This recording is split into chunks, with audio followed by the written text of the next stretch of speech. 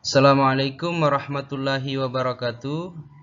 Anak-anakku sekalian yang Bapak banggakan, Alhamdulillah hari ini kita bertemu kembali. Bagaimana kabarnya semua? Sehat-sehat? Alhamdulillah. Anak-anakku sekalian, untuk pertemuan kita pada pagi hari ini, kita akan membahas materi lanjutan dari materi kita yang kemarin terkait dengan upaya mempertahankan kemerdekaan. Kalau pada pertemuan sebelumnya kita mempelajari tentang upaya mempertahankan kemerdekaan melalui jalur perang atau perjuangan fisik yang terjadi di berbagai daerah, untuk pertemuan kita pagi hari ini kita akan membahas tentang upaya mempertahankan kemerdekaan melalui jalur diplomasi atau perjanjian atau lobi-lobi atau upaya untuk memperoleh dukungan dari dunia internasional.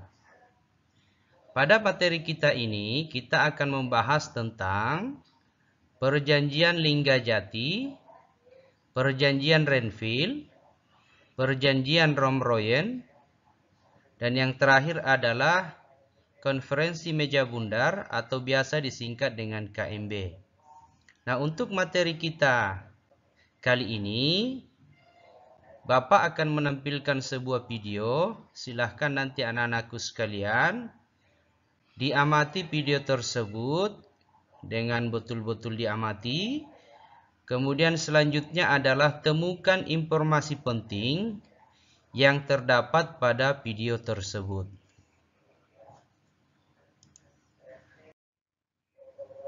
Assalamualaikum warahmatullahi wabarakatuh. Bertemu lagi di channel The Guru Sejarah. Hari ini kita akan membahas tentang masa mempertahankan kemerdekaan.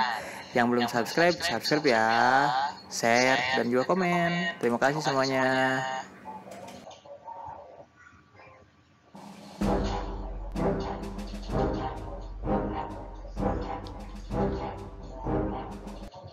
Jadi, apa itu masa mempertahankan kemerdekaan? Masa mempertahankan kemerdekaan adalah ketika Indonesia didatangin lagi Belanda nih. Kemudian Belanda mau mencoba untuk menjajah kembali Indonesia. Nih, seperti ini ya teman-teman ya, kita coba bahas. Nah, si masa mempertahankan kemerdekaan sendiri itu terjadi tahun 1945 sampai 1949. Tapi sebelumnya kalian juga jangan lupa dong untuk follow Instagram The Guru Sejarah juga ya. Nah, jadi latar belakang dari kenapa bisa ada masa mempertahankan kemerdekaan adalah si Afne. Afne itu sekutu Allied Force Nederland Indies datang ke Indonesia dengan membawa Belanda, namanya NICA Belandanya, Netherlands Indies Civil Administration. Kemudian si Belanda itu datang ke Indonesia tuh mau jajah kita lagi. Nah, kita bakal diam saja nggak sih? Enggak dong, kita bakal melawannya. Nah, gimana cara mempertahankan kemerdekaannya? Yang pertama adalah dengan cara militer, dengan perang dan juga pertempuran di daerah-daerah, banyak banget yang kita lakukan. Dan yang kemudian yang kedua ada cara diplomasi melalui perundingan, melalui lobby-lobby. Selanjutnya bagaimana kronologinya, kita bahas satu-satu. Yang pertama ini ada kedatangan Belanda kan ya, tadi yang saya bilang si Belanda datang lagi dan mereka membonceng kepada sekutu atau Afne tadi. Nah, sama pemerintah kita, sama rakyat kita dilawan dan terjadilah banyak peperangan. Tahun 1945 ada peperangan namanya Tono Bosan Merawat. Itu apa? itu peristiwa Hotel Yamato, peristiwa 10 November, peristiwa Bujang Kokosan dan sebagainya. Pokoknya yang 45 ini Tono Bosan Merawat, Ratihi dan Badung dan Merana. 45 ini nanti akan saya bahas di pertemuan selanjutnya. Nah, setelah itu, setelah ada perlawanan, ada PBB. PBB itu akhirnya menyuruh Indonesia dan Belanda untuk berdamai. Kemudian ada nih perjanjian Linggarjati di Kuningan nih, di Jawa Barat ya, di Sunda. Isinya apa saja? Pertama, Belanda mengakui secara de facto wilayah Indonesia itu cuma Jasuma, Jawa, Sumatera, Madura. Dan yang kemudian kedua akan dibentuk pemerintahan Uni Indonesia Belanda. Ketuanya Ratu Wilhelmina tuh orang Belanda. Dan yang ketiga akan dibentuk negara Indonesia Serikat paling lambat 1 Januari 1949. Selanjutnya, setelah perjanjian Linggarjati, si Belandanya mengkhianati dengan melakukan agresi militer Belanda yang pertama. Jadi perjanjian Linggarjatinya dilanggar sama Belanda. Di agresi militer Belanda satu ini, Belanda menyerang daerah-daerah yang penting dan kaya seperti pelabuhan, perkebunan, dan juga pertambangan. Nah, tujuannya untuk apa ini? Untuk menguasai kembali aset-aset ekonomi yang ditinggalkan oleh Jepang. Nah, setelah agresi militer Belanda yang pertama tadi, untuk menghentikannya dibentuklah sebuah organisasi dari PBB, namanya adalah KTN, Komisi Tiga Negara. Jadi PBB itu bentukin KTN lah, agar tidak ada serangan lagi dari Belanda. KTN ini adalah perwakilan-perwakilan. Jadi Australia mewakili Republik Indonesia, namanya Richard Kirby orangnya. Kemudian ayah orang Belgia ngawakilan Belanda, ngaranna Paul Panjilan. Kemudian juga ada orang Amerika sebagai penengah nih. Dia tuh namanya Frank Graham. Ya, seperti itu. Dari Komisi Tiga Negara tadi dibentuklah sebuah perundingan namanya Perundingan Renville yang dilaksanakan di atas kapal laut Amerika Serikat namanya USS Renville, dilaksanakan tanggal 8 Desember 1947. Hasilnya apa saja dari perundingan Renville itu? Yang pertama adalah penghentian tembak-menembak atau gencatan senjata sepanjang garis Van Mook. Apa itu garis Van Mook? Jadi kita lihat yang nomor 2. Indonesia mengakui garis demarkasi Van Mook, yaitu garis terdepan dari pasukan Belanda setelah agresi militer Belanda yang pertama tadi. Kemudian yang ketiga, pengosongan daerah militer Republik Indonesia yang telah dikuasai oleh Belanda. Contohnya pasukan Siliwangi ini di Jawa Barat, dia harus pindah atau hijrah ke Jawa Tengah. Nah, dari perundingan Renville ini sebenarnya Indonesia kan yang dirugikan ya, tapi ternyata Belanda pun tidak puas. Belanda melakukan lagi biar untuk menguasai Indonesia secara keseluruhan. Belanda melakukan agresi militer Belanda 2 di tanggal 19 Desember 1948. Di agresi militer Belanda yang kedua itu, satu, Belanda dia menyerang ibu kota Indonesia. Ibu kota Indonesia setelah perjanjian Renville itu adanya di kota Yogyakarta ya, teman-teman ya. Nah, kemudian bagaimana nasibnya para pemimpin kita yang ada di Yogyakarta pada saat itu? Ya, Soekarno dan Hatta mereka diculik, mereka ditangkap oleh Belanda, dan kemudian mereka ditahan di Kepulauan Riau atau tepatnya di Pulau Bangka ya. Mereka dibawa ke Pulau Bangka dan ditahan di sana. Nah, kemudian Belanda bilang Indonesia sudah tidak ada lagi karena pemimpinnya pun sudah mereka tangkap. Tapi apakah Indonesia diam saja? Tentu tidak, saudara-saudara. Ada reaksi dari Indonesia. Yang pertama adalah kita membentuk namanya namanya pemerintahan darurat. Namanya adalah pemerintahan darurat Republik Indonesia di Bukit Tinggi, Sumatera Barat, diketuai oleh ada namanya Safruddin Prawira Negara. Dan kemudian setelah itu Indonesia pun melakukan serangan balasan, counter attack. Namanya adalah serangan umum 1 Maret yang digagas oleh Sultan Hamengkubuwono yang ke-9. Dan dari sini Indonesia berhasil menguasai Jogja selama 6 jam. Perang ternyata berlanjut. Akhirnya tanggal 28 Januari 1949 KTN dibubarkan oleh PBB. Kemudian PBB membentuk kembali sebuah lembaga namanya United Nations Commission for Indonesia, atau singkatannya adalah UNCI ya, untuk menyudahi, untuk mendamaikan Indonesia sama Belanda lah, biar nggak perang-perang lagi si UNCI ini. Nah, dari UNCI itu dibuatlah sebuah perundingan namanya Perundingan Rumpian yang dilakukan di Hotel Des Indies di Menteng tanggal 17 Mei 1888. Orang Indonesia aya ngaranna teh Muhammad Rum, orang Belandana ada namanya Dr. J.H. van Rooyen. Hasilnya apa nih dari perundingan Rooyen? Yang pertama itu adalah penghentian tembak-menembak atau peperangan atau gencatan senjata, bahasa kerennya mah. Kemudian si Belanda diwajibkan untuk membebaskan para pemimpin kita, pemimpin Republik Indonesia, Soekarno-Hatta harus dibebaskan. Kemudian yang ketiga, si Belanda sama Indonesia sepakat untuk melaksanakan konferensi meja bundar, seperti itu. Nah, kemudian selanjutnya dibuatlah konferensi meja bundar. Konferensi meja bundar sendiri itu dilaksanakan di kota Den Haag di Belanda dari tanggal 23 Agustus sampai 2 November 1949. Hasilnya apa saja? Yang pertama adalah Belanda mengakui secara de jure kedaulatan Indonesia atas RIS. Jadi si Belanda teh ngebolehin lah Indonesia merdeka, tapi harus berbentuk RIS, Republik Serikat, kayak Amerika. Kemudian keresidenan Papua tuh akan diselesaikan setahun setelah KMB. Kemudian yang ketiga, pembentukan Uni Indonesia Belanda dikepalai Ratu Belanda, ada namanya Ratu Juliana. Kemudian RIS mengembalikan hak milik Belanda dan memberikan konsesi izin baru untuk perusahaan-perusahaan Belanda. Dan yang kelima terakhir, RIS itu harus bayarin semua hutang-hutang Belanda yang dibuat sejak tahun 1942. Nih, 27 Desember 1949 di negara Belanda, Amsterdam, dan juga di Indonesia, di kota Jakarta, dilakukan upacara penandatanganan naskah penyerahan kedaulatan Indonesia secara serentak. Di Belanda, Indonesia diwakili oleh Muhammad Hatta. Dan kemudian di Jakarta, Indonesia diwakili oleh Sri Sultan Hamengkubuwono ke-9. Nah, dari sana Indonesia sahlah merdeka. Belanda mengakui kemerdekaan Indonesia. Oke teman-teman, segitu saja untuk materi hari ini. Sekian saja. Tapi ya intinya, masa pertahanan mereka dilakukan sama Indonesia itu penuh dengan darah dan juga jiwa raga. Kita harus patut mempertahankan kemerdekaan ini, apalagi ini bulan Agustus ya.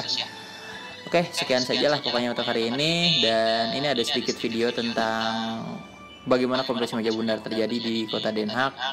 Selamat menyaksikan dan subscribe juga ya. Hatur nuhun semuanya telah mendengarkan saya. Assalamualaikum.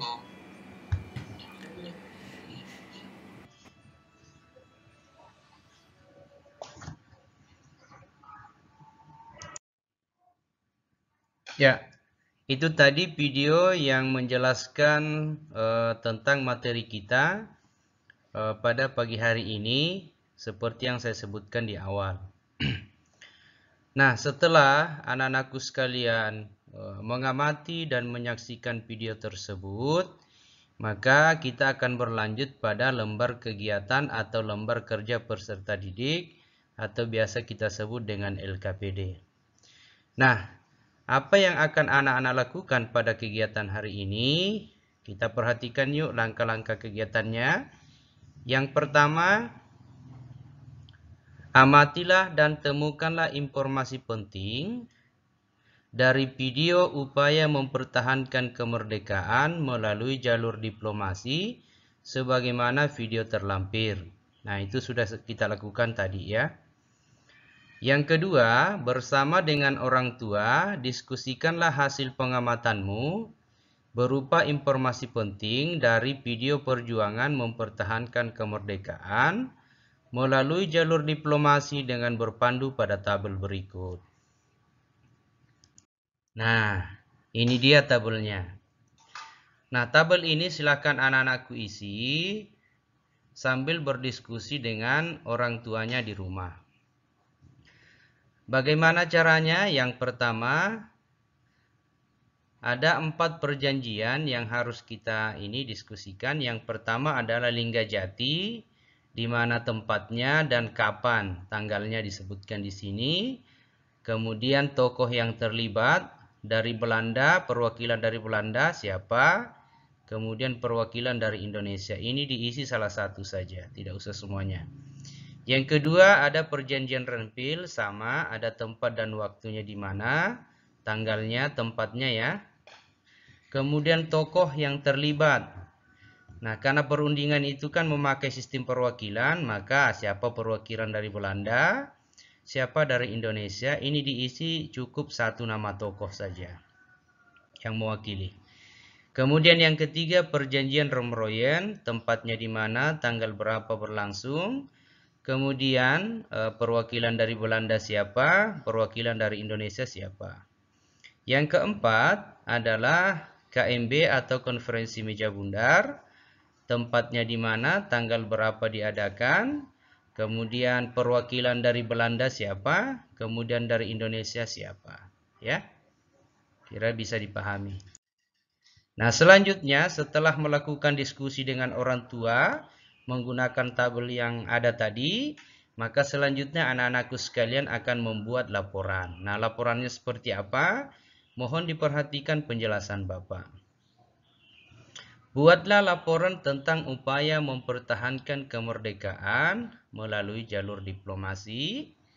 Ini bentuk laporannya seperti ini, laporan tentang upaya mempertahankan kemerdekaan. Yang pertama ada nama. Ini namanya ditulis sesuai dengan nama lengkapnya, kemudian sesuai dengan kelasnya masing-masing.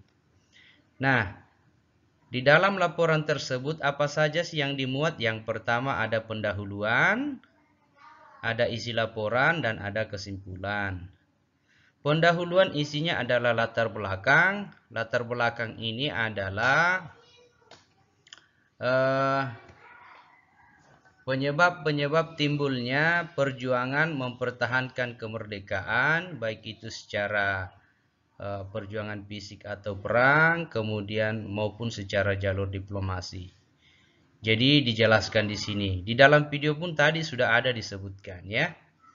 Apa latar belakang atau penyebab terjadinya perjuangan mempertahankan kemerdekaan. Dijelaskan di sini. Dijelaskan secara ringkas saja ya. Kemudian isi laporan itu memuat 4 hal. Yang pertama perjanjian Linggajati. Di sini kamu jelaskan perjanjian Linggajati itu dilaksanakan di mana, tanggalnya tanggal berapa, kemudian isi perjanjiannya sesuai dengan yang ada dalam video tadi. Begitu pula dengan perjanjian Renville, tanggal pelaksanaannya kapan, di mana dilakukan, apa saja hasil perjanjiannya atau kesepakatannya. Dituliskan juga. Begitu pula dengan perjanjian Rombroyen, di mana dilaksanakan, tanggal berapa, apa isi perjanjiannya, itu ditulis di sini. Kemudian yang keempat adalah perjanjian KMB atau biasa disingkat Konferensi Meja Bundar, sama dengan yang di atasnya. Kapan dilaksanakan, tanggal berapa, apa saja isi-isi perjanjiannya, itu yang dijelaskan di isi laporan. Kemudian selanjutnya anak-anakku akan membuat sebuah kesimpulan dari laporan yang anak-anakku buat. Jadi buat kesimpulan singkat, jelas, dan padat terkait dengan materi kita ini ya. Saya kira begitu bisa dipahami. Ini sengaja saya jelaskan karena sebelum-sebelumnya saya hanya membagikan LKPD tanpa disertai dengan penjelasan. Ya, mudah-mudahan dengan penjelasan Bapak ini anak-anakku bisa lebih paham bagaimana cara membuat laporan dengan baik. Kemudian mohon laporannya dibuat dengan rapi. Kita biasakan membuat sesuatu itu dengan rapi ya. Karena kalau rapi tentu hasilnya juga bagus ya. Tetap semangat anak-anak, mudah-mudahan COVID ini segera berlalu sehingga kita bisa kembali bertemu di sekolah, belajar bersama-sama. Saya kira itu penjelasan dari Bapak. Adapun apabila ada hal-hal yang masih kurang jelas, silahkan nanti anak-anak silahkan ditanyakan lewat WA ya. Saya kira begitu dari Bapak. Cukup sekian. Assalamualaikum warahmatullahi wabarakatuh.